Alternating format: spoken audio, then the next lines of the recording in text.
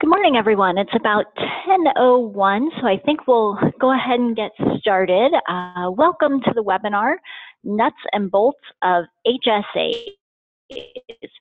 My name is Bonnie, and I am a senior consultant here at Multnomah, advisor designation from Access Point HSA, and I'm excited to share some of the things that I learned about the changing world of wealth and health and how that's all really coming together and merging.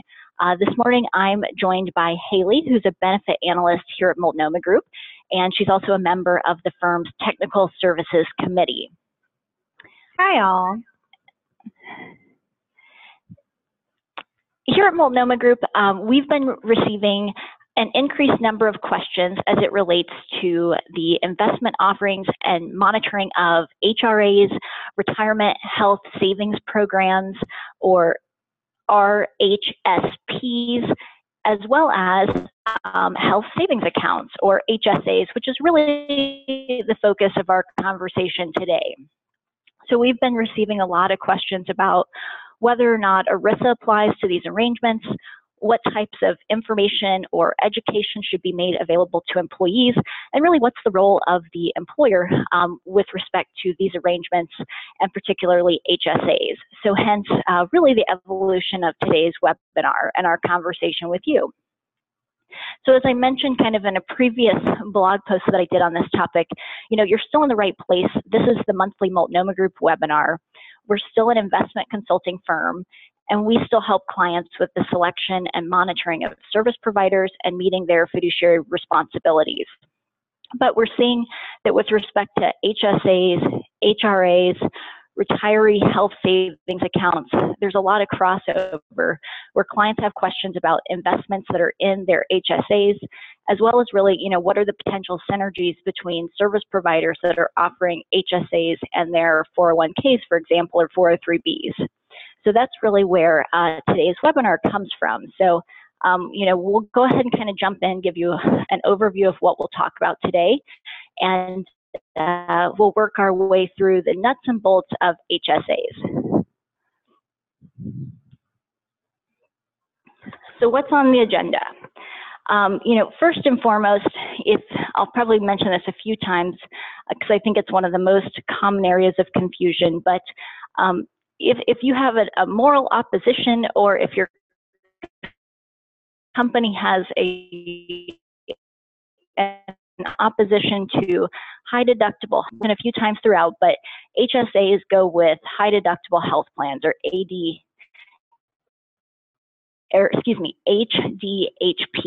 They go together. So we'll talk about that a few times today, but that's going to be a central theme that we talk about is HSAs and the fact that they go with high deductible health plans. Also, if you're looking for a webinar that's going to get into complex case studies of HSAs,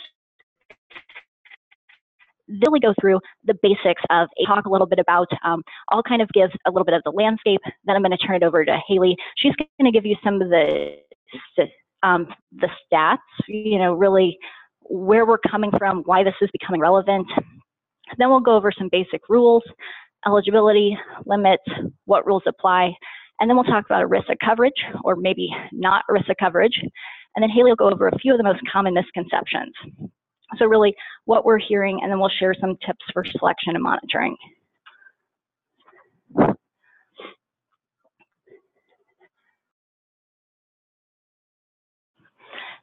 So a few things I want to mention. If you have questions, be sure to use the question submission button at the bottom. And if you have any trouble with the audio, make sure to submit those questions at the bottom as well. Finally, I should mention that today's session is being recorded, so if you miss anything, we can come back to that as well.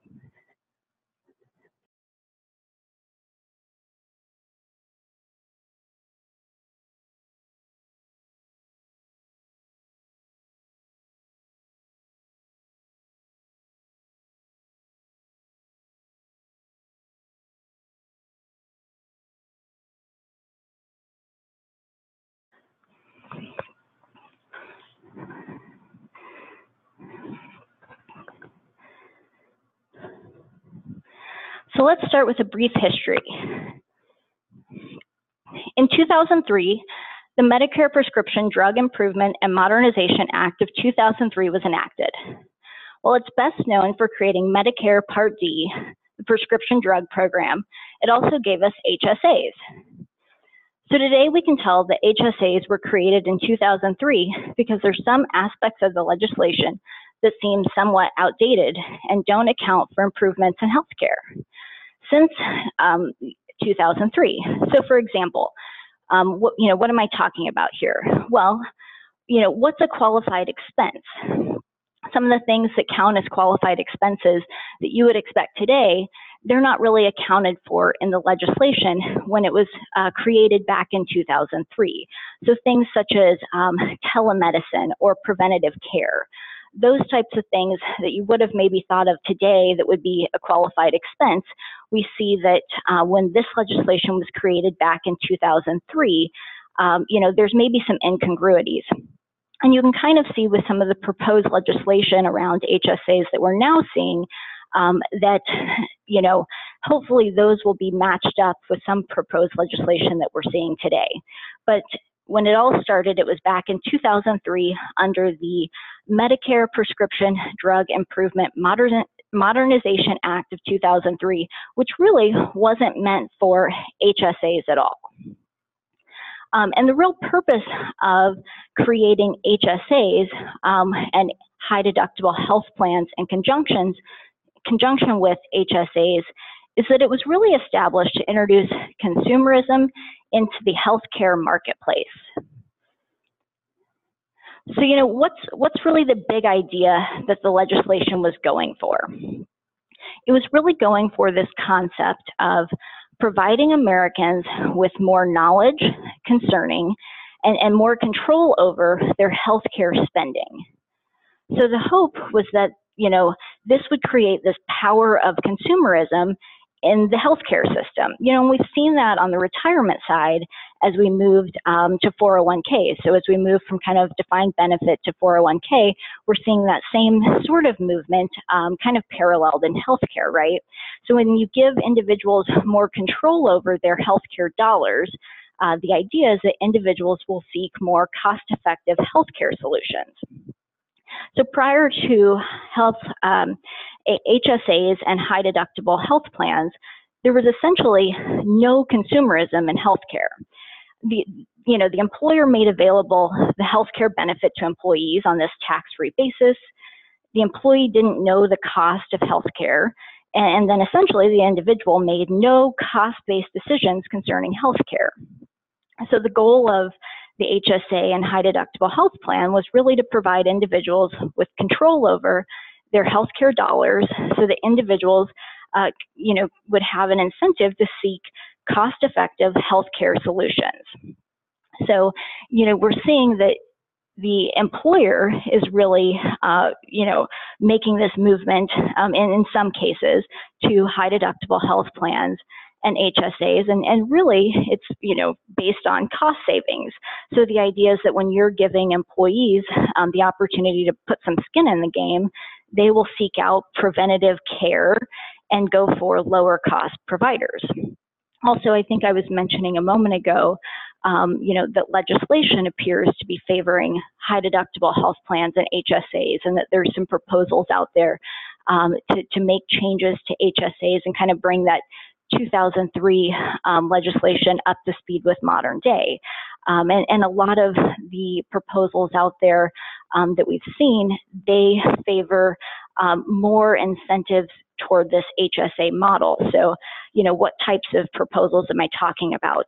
These are concepts such as allowing contributions into the HSA after Medicare enrollment. So we'll talk about that a little bit later and what that means when someone turns 65. But, this would be an opportunity to encourage HSAs. Also, this notion of allowing over-the-counter drugs as a qualified medical expense. So again, we'll talk a little bit about that later when we talk about more of the rules around HSAs, but the idea that allowing more things to count as a qualified medical expense, so that when you're just taking money out of the HSA, there's more things that count for that tax-free way to take it out. And then finally, kind of a big one is to, proposals around increasing the maximum contribution limits. That's obviously a good incentive for use of HSAs. So with that, I'm going to turn it over to Haley, and she's going to give you some of the math behind kind of the movement around why is the conversation around HSAs now suddenly increasing now. I mean, if it's started around 2003, why is it all of a sudden that it's becoming more prevalent here quite recently? Thank you, Bonnie. Yes, so we are seeing an increase in HSAs, and I think that that goes sort of hand in hand with the increase of high deductible plans. We all know, I think, that the cost of healthcare is rising in your day-to-day, and employees and employers are looking for ways to subsidize that cost and maybe get those costs down. Additionally, as we look towards retirement, people are living longer, and the cost of healthcare and health expenses in retirement is increasing. So you've seen that through several studies. You see on this slide that a 65-year-old couple that retires this year would need an average of $275,000 to cover the medical expenses throughout retirement. And this is a year-over-year increase from 2016. I think that all forecasts show that that'll probably continue to increase as time goes along. So health expenses are a really big part of your expenses in retirement, and HSAs as a savings vehicle that allows for investments and rollover year to year is a sort of merge between healthcare and retirement. As you think about retirement, you have to think about healthcare in the future. And I think you'll see on the next slide that as high deductible health plans have increased, we are seeing the subsequent increase in HSAs and in the money in these HSAs. So starting in 2006, there was about 1.7 billion of assets in HSAs, and then by the middle of 2017, when this graph was made, there was 42.7 billion. And then you can see the last couple bars on this are estimates into 2018 and 2019. Again, you can put money in sort of a bank account or an investment. And so the graph is broken up, the blue and the green, to show that difference. Now, we're also going to talk on the next slide about which participants are most inclined to use high deductible health plans and therefore be eligible for HSAs. The first group is millennials. Those are usually defined as those born between 1982 and the early 2000s. So that would be current workers who are 36 years old and younger. Young people tend to be healthier, which can lead to a preference in high deductible health plans. And then we see this preference shift away as the group ages and moves towards retirement. A second large group is the high earners. This is presumed because they tend to have a bit more cushion in their budget for occasional out-of-pocket medical expenses. So that part of the high deductible health plan doesn't affect them as much, and they're taking advantage of the potential tax savings of the HSAs. With that, I'm going to hand it back to Bonnie to start digging into the basics of HSAs. Great, thanks, Haley. I think those numbers help to kind of explain more about why it is that HSAs are becoming so important now as opposed to 10 years ago. So with that, we'll go ahead and talk a little bit more about the basics, or what I call kind of the rules of HSAs. So as I mentioned at the outset, high deductible health plans and HSAs go together. They are essentially married. So, as an employer, you can offer a high deductible health plan without offering an HSA. The employee would be free to go and set up an HSA on his or her own, but as an employer, you couldn't have an HSA without a high deductible health plan, because that's one of the basic eligibility requirements of the HSA that we'll talk about a little bit more on a subsequent slide. So what is a high deductible health plan, or what makes a plan a high deductible health plan? A high deductible health plan is a higher, or it has a higher annual deductible than your typical health plan you might think of, like a PPO or an HMO, that were some of the more traditional health plans or health arrangements.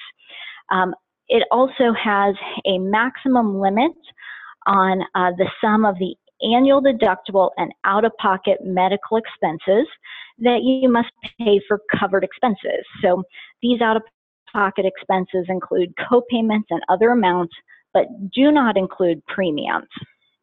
So for 2018, the minimum annual deductible for a self-only high-deductible health plan, that would be $1,350. So that increased from 2017, but for an individual, that's $1,350 to make it high deductible. And for a family high deductible, that would be $2,700. So that's a $100 increase from 2017. So for individuals where this makes some economic sense is that oftentimes have that contribution from the employer, that can make a lot of sense. There are also, with high deductible health plans, there's the out-of-pocket maximums, which are a legally set amount.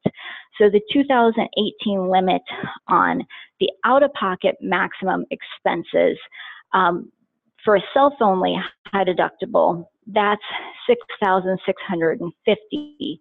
And the 2018 out-of-pocket limit for the family high deductible health coverage is $13,300. So the out-of-pocket, that's where many argue that there's currently a gap with the HSA legislation. So for an individual, if you can only put in $3,450, and that's coming from all sources that you can put in, but the max out-of-pocket is $6,650, that's where there's a gap. And so some of that proposed legislation I mentioned a little bit earlier, that's where there's been some legislation proposed to close that gap, to make a little bit more economic sense so that you can put in more, which would close that gap toward the max out-of-pocket. So that's a really brief overview of what a high deductible health plan is. But I want to mention in a lot more detail what specifically an HSA is. So an HSA is a tax-favored trust or custodial account used to pay for qualified medical expenses in conjunction with a high deductible health plan. So typically an HSA is in the form of a checking, savings, or other type of account used to pay for medical expenses. One of the key things about an HSA is that it's an individual account.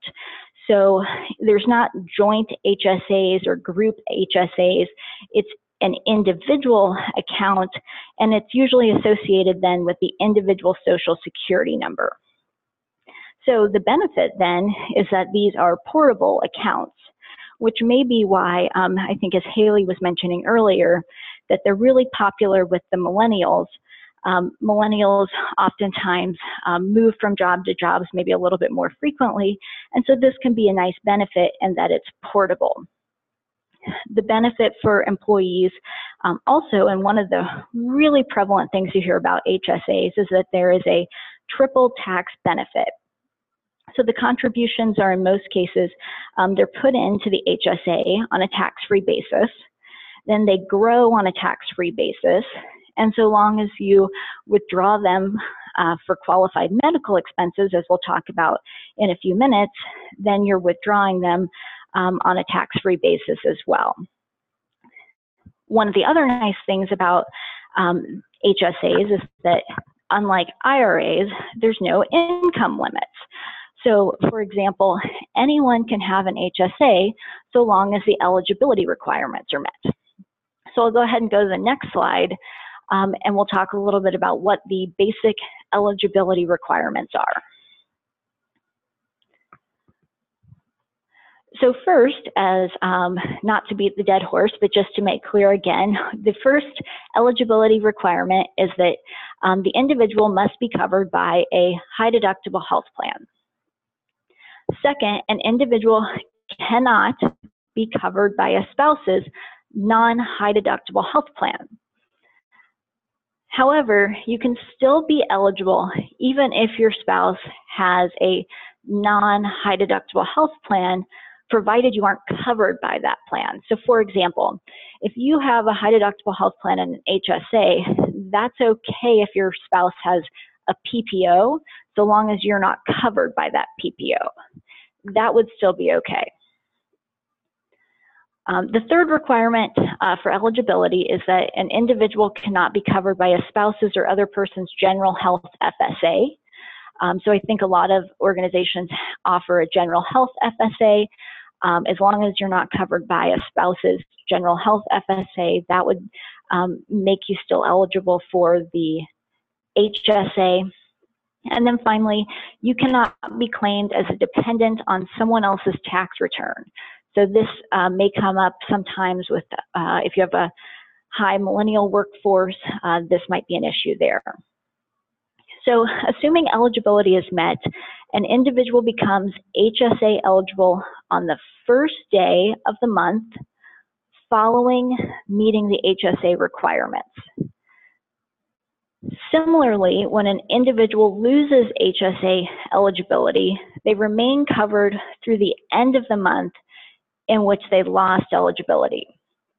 There's a few other kind of special rules around like the last month rule and some other things. Those are a little bit beyond the scope of what we'll talk about today. But if you have some kind of one-off issues, we can certainly circle back to those at a later time. But those are kind of just the basic timing requirements around eligibility.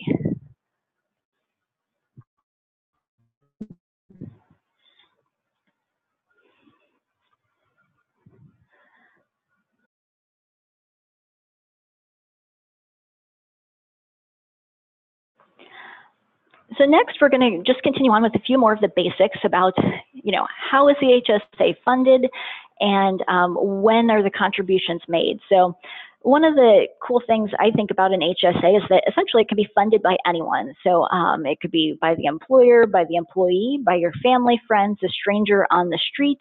Really anyone can contribute or fund the HSA. One of the points that we made earlier is that one of the areas where HSAs are really getting some of their growth is from employer contributions. So oftentimes the employer is doing the high deductible health plan, pairing it with the HSA, and then they're making kind of the initial contribution to the HSA. So that's where HSAs are starting to get some of their growth.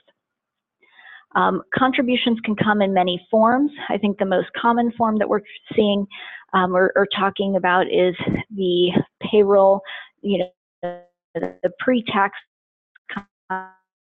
contributions when you're working with check, cash. The individual can just go and make a deposit if their employer doesn't have an HSA, but they still have. You also get into special issues with transfer from another HSA. You could have rollovers, or there can be a conversion, a one-time conversion from an IRA. That's an option as well, but certainly some special rules apply in both the rollover and the conversion scenario. So those would take some special review. But the most common would be just transferring from one HSA to another, because as we mentioned earlier, HSAs are portable. So the last point we want to make here is, when are contributions made? So contributions can start as early as January 1st. All of the contributions could be made right up front on January 1st. The only point that you'd want to keep in mind there is that if eligibility, changes during the year, a corrective distribution would be necessary if, for example, someone became ineligible later during the year.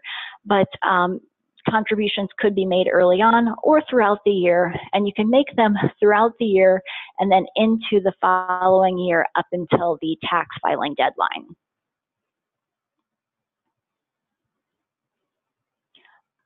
So we'll go ahead and continue on to what are the maximum contribution limits that can be made to an HSA. And when we look at this slide, we want to keep in mind that these are the maximum contribution limits, and that's from all sources. So what we're showing on the screen are the limits from 2018. So for an individual, the individual can contribute up to $3,450. For a family plan, that can be up to $6,900. And when we talk about a family plan, a family coverage is it's talking about coverage of one eligible individual and at least one other individual. So it could be more than one, but at least one other. And then once you get to 55, you can contribute an additional $1,000 each year. So keeping in mind, again, these are the max limits from all sources. It's not separate for the employer and the employee, but this is from all sources.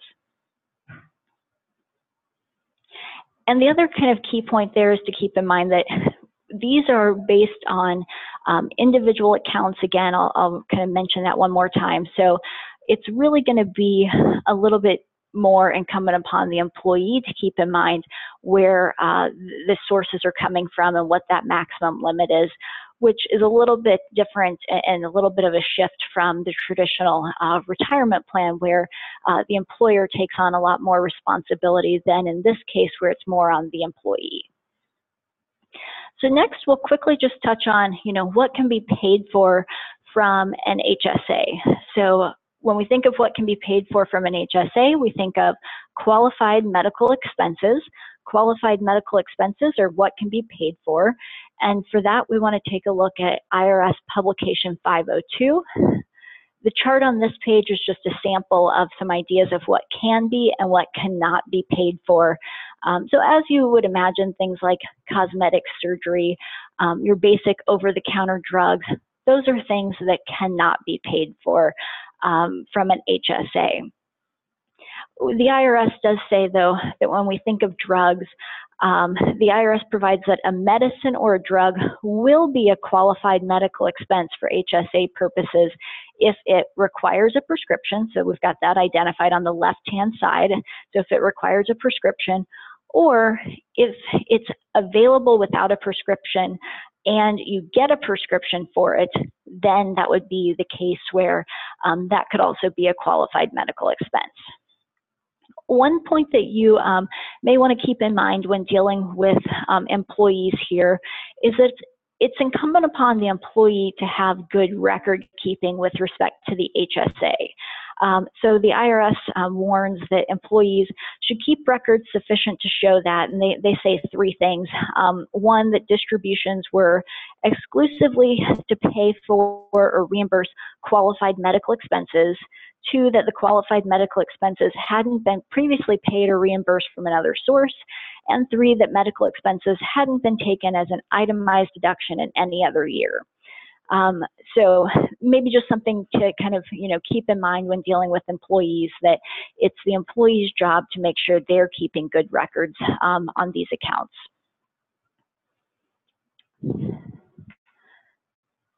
So a couple of quick other items we want to touch on is one, just how to best keep this a tax-free way to get the funds out of the HSA. And then finally, we'll touch on what happens when you have participants that start turning 65. And then we'll turn to everyone's favorite topic, which is ERISA.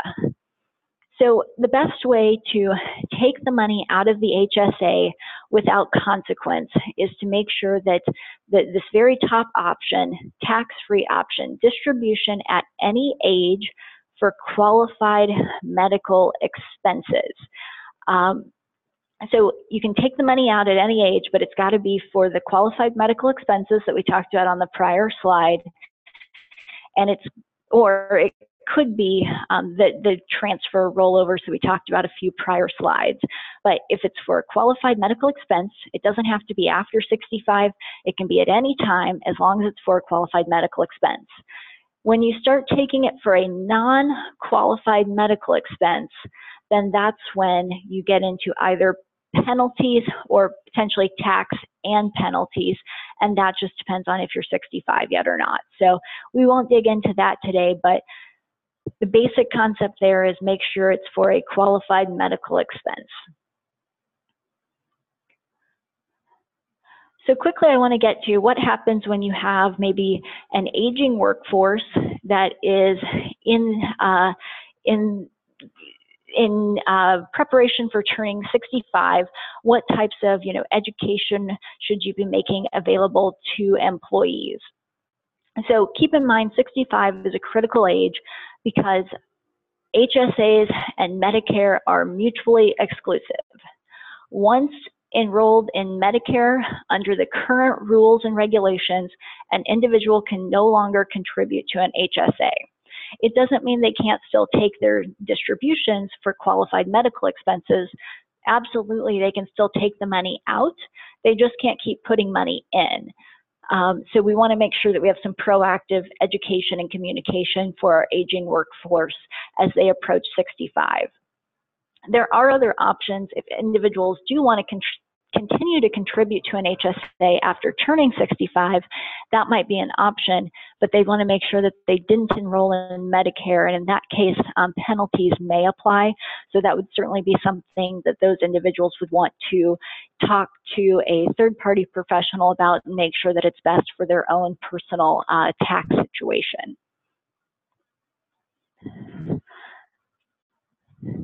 So with that, I know we've covered a lot of ground.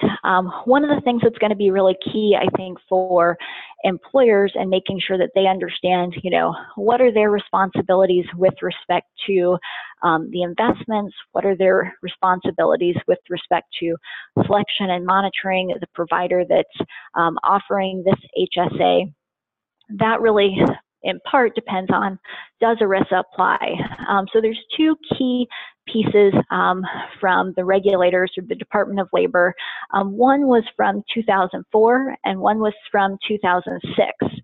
And the first one, this piece from 2004, said that there's going to be these 6 conditions, and as long as none of the 6 are met, then the employer will not be subject to ERISA.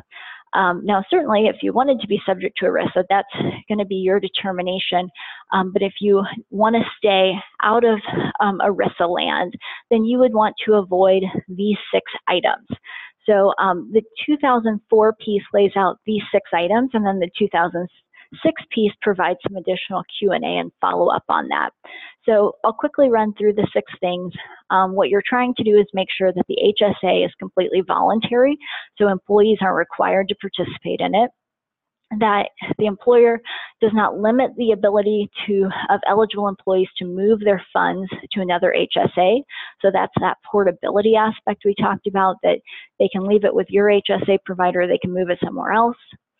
Third, that the employer does not impose conditions on the utilization of the HSA, so there's nothing that you're conditioning or tying to it. Fourth is about the investment decision, so the employer does not make or influence the investment decisions or choices.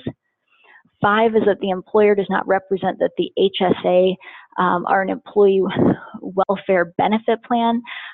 So basically, you're not saying that it's an ERISA covered benefit plan. And then finally, that the employer is not receiving any compensation. So one of the ways that this has come up is both direct or indirect. Are you receiving any compensation? So arguably, this could come up potentially if you are getting a discount for maybe you're combining other services with this provider, and then you're getting a discount on other services. Maybe that could be considered indirect compensation. So that's kind of an area to keep in mind. So, what are the implications if ERISA does apply? You violate one of these or cross the line on one of these. So if one of the conditions is met, then ERISA would apply. And if ERISA applies, then you kind of know the drill on that probably from some of your other plans and working on some of your retirement plan stuff. So things such as filing a 5500, maintaining a plan document, those would be the types of things that would apply, which could potentially be difficult just given the nature of these individual accounts.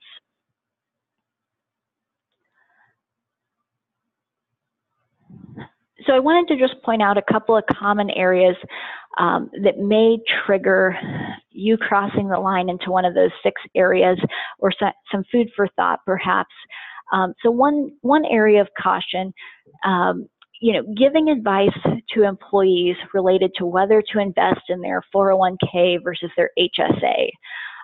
So I think we all want to do what's in the best interest of our employees, and we want to help them to be educated about the benefits that are becoming available. So I think it's very important to make sure employees know what benefits are available. Where we'd want to use some caution is in crossing the line of saying, well, we have this 401k and we have this HSA, and for your personal situation, you might want to max out your HSA before you start contributing to your 401k because this seems best based on X, Y, and Z math.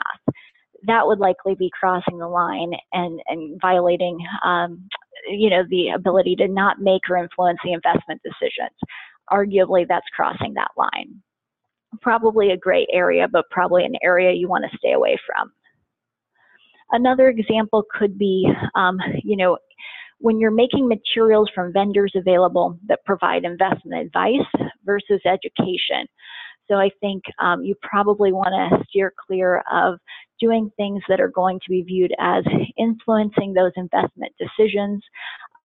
Again, educational materials are good that educate about those investment options that could be available in the HSA, but doing something that would, to the contrary, create some notion that you're giving advice on those investments as the employer, that would be something you want to steer clear of.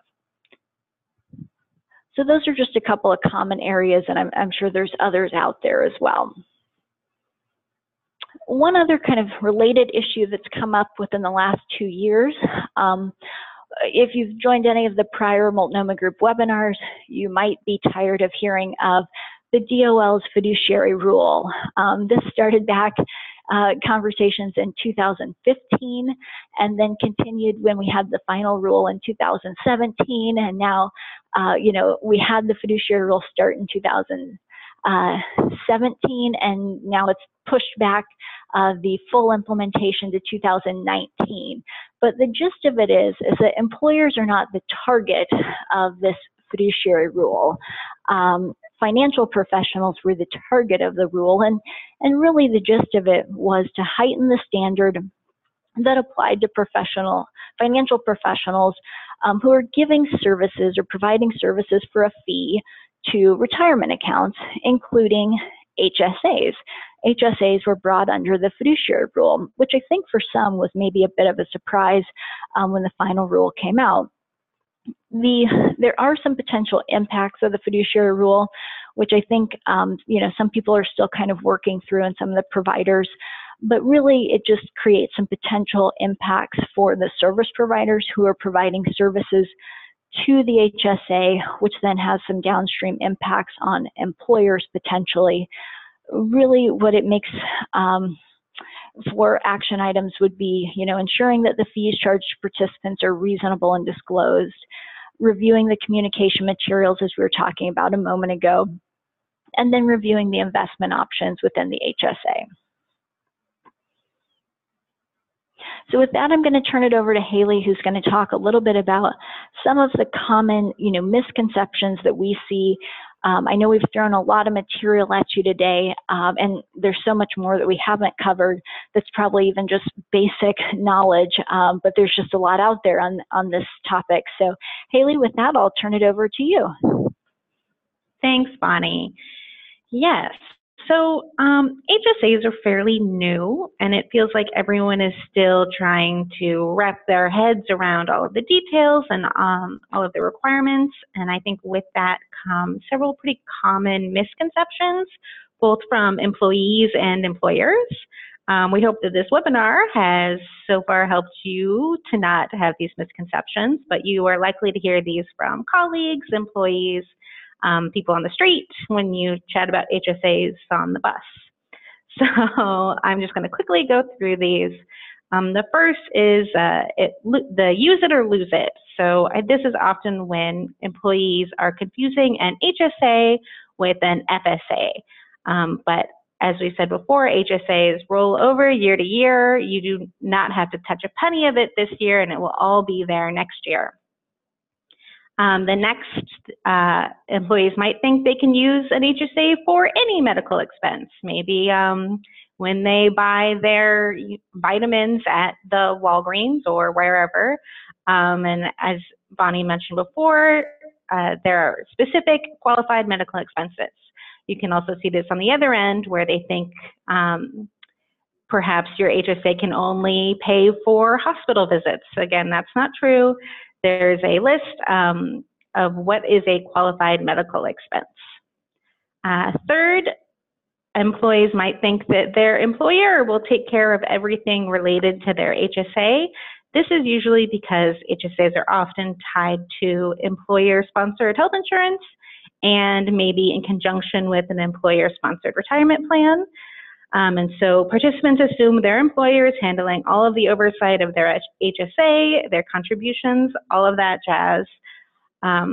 But as we mentioned before, these are individual accounts, and it's really on the employee, on the account holder, to be watching for those. Finally, on the employer side, there is an assumption that HSA providers are all the same, or they provide all of the same investment options or other services.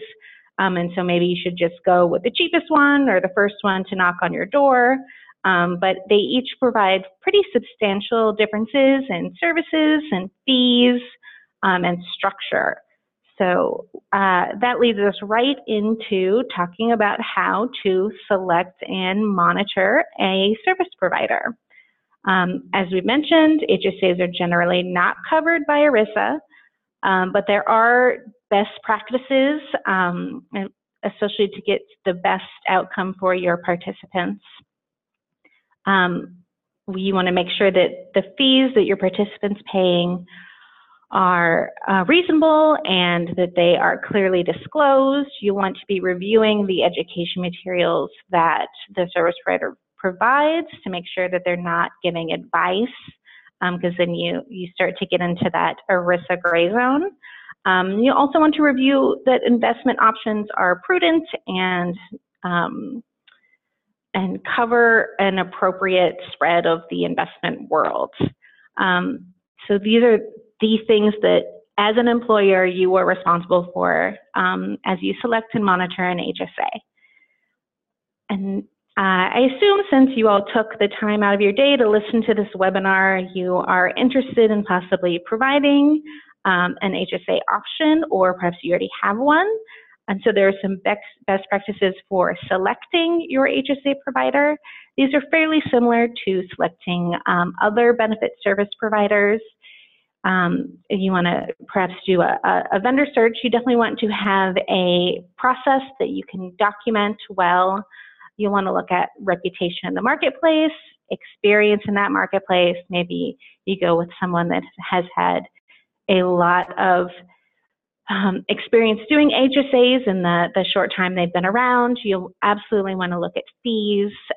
They can be anywhere from $5 a month to nothing to a participant holder, and that can make a big difference on their balances.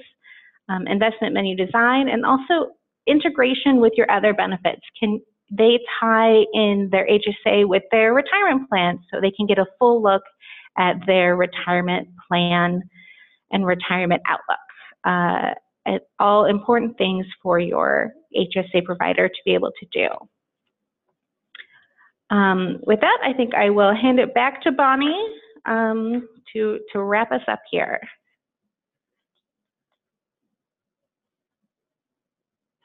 Perfect. Thank you, Haley. So I think we'll just round it out with a few kind of action items for consideration for employers. A few of these are related to ERISA coverage and, or rather avoiding ERISA coverage. And then a few are just other items for consideration. So, one action step to round out the webinar today would be to just review the HSA program and to ensure the 6 conditions for ERISA are not met. So, things just to be considering: making employees' contributions to an HSA involuntary. that would be something, if you're making it involuntary, that you don't want to do. So the converse, you want to make sure that it's voluntary. This was just a list, or a checklist rather, that you might want to kind of go down with your benefits department to make sure that you are not doing any of these things, because if you're doing any of these things, then that's going to trigger ERISA. And one of the big things to just keep in mind here is that you have probably a lot of other programs that are ERISA covered that you're sponsoring. So what you'd likely want to do is just make sure that you are not confusing the HSA with others and representing that the HSA is ERISA covered if it's not, because just representing that it's ERISA covered then we'll make it ERISA covered. So that's just one kind of key takeaway, is to make sure that you do a quick review of your program and do a check to see if it's ERISA covered or not. And then if it is, make sure you're following what ERISA requires. Also, review the educational materials the HSA program makes available to participants. So this really goes in line with something I know we've been doing this with a lot of our retirement plan clients over the last year. We have always done this to an extent, but after the fiduciary rule, we've done a lot more of it, just making sure that we're doing a review of what is it that's being made available to participants. Is it advice or is it education? And is it something that the plan sponsor is comfortable with? So is it something the plan sponsor is making available, or is it something a third party is making available? What is it? Are we comfortable with it, or does it require revision? So I think this is just a bigger part of that program review. Anything that's going in front of participants, you as the plan sponsor or employer should be reviewing and doing a sign-off on before it goes out to your participants. So I think just incorporating that HSA program as a part of that review would be a good action item as well. The third thing would be to review and monitor your HSA service providers to ensure that fees are reasonable. I think that that's always a good action item, whether or not it is ERISA covered. I think that reasonableness of fees would be appropriate, especially given kind of the gray area with the DOL fiduciary rule coming into play here recently. And then finally, understanding how the investment lineup was selected. I will say, understanding that to the extent that you have a provider that allows you the ability to select an investment lineup.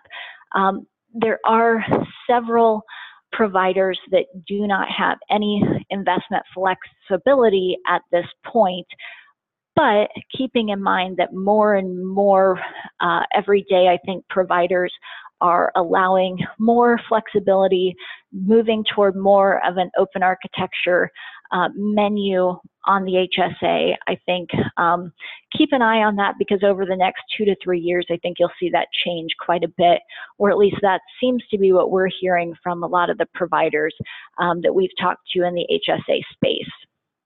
So with that, I think we'll go ahead and open it up to question and answer. We are using some new technology today, so I hope I tell you how to do this the right way.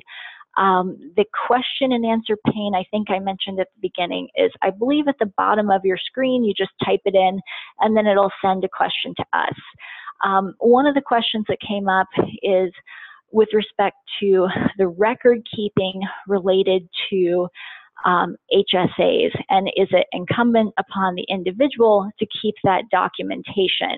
And that is absolutely correct. So that's a really great question, and I think I kind of just glossed over that earlier. But yes, that's absolutely correct. With the HSA, one of the things that's critical is that the individual needs to be keeping their documentation with respect to the HSA and what they're spending it on. So one of the things that's important is that it's not on the employer in any way to keep any of that. It's specifically on the employee to keep records sufficient to show that they are spending on qualified medical expenses. So the IRS specifically states 3 things that have to be shown to have sufficient records. They have to have records that show that the distributions from the HSA were exclusively to pay for or reimburse qualified medical expenses, and those are the qualified medical expenses as articulated in IRS Publication 502. Number 2, that the qualified medical expenses hadn't been previously paid or reimbursed from another source. And number 3, that the medical expenses hadn't been taken as an itemized deduction in any year. So yes, good question and key point that HSAs, it is definitely incumbent on the individual to make sure that they are doing the record keeping on that. And we'll definitely continue to stay on for a few more minutes for any additional questions that anyone else has or any comments that anyone has if you'd like to submit those through the question and answer pane.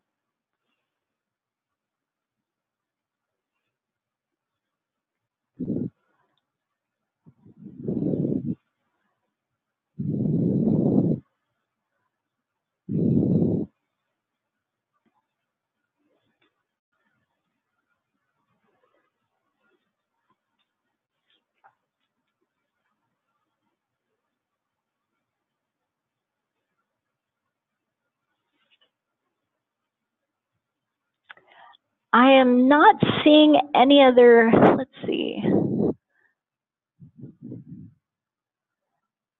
It looks like we have one other question.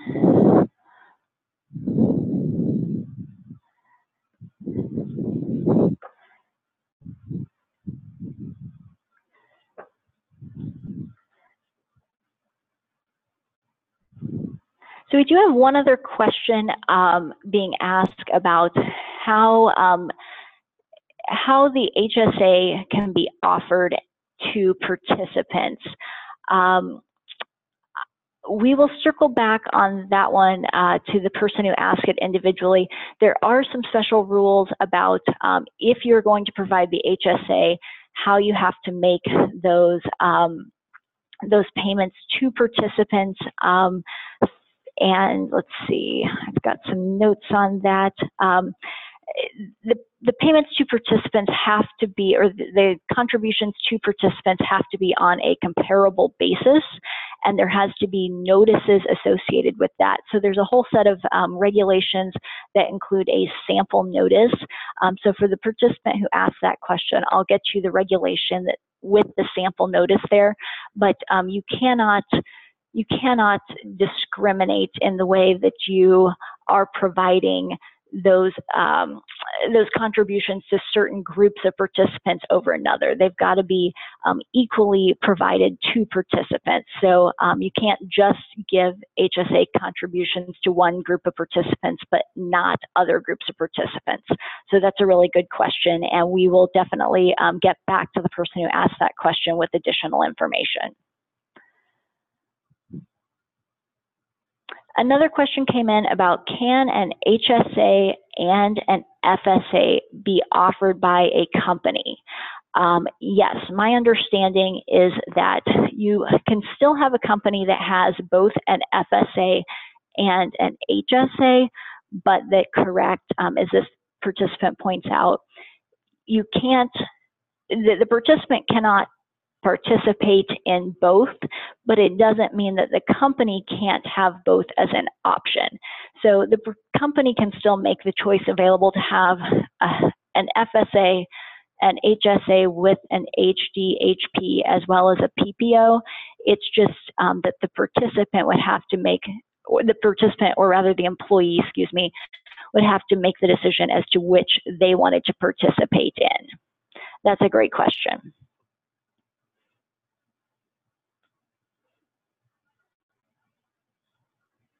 I am not seeing any other questions come in, so I'll kind of hold on here for just another second.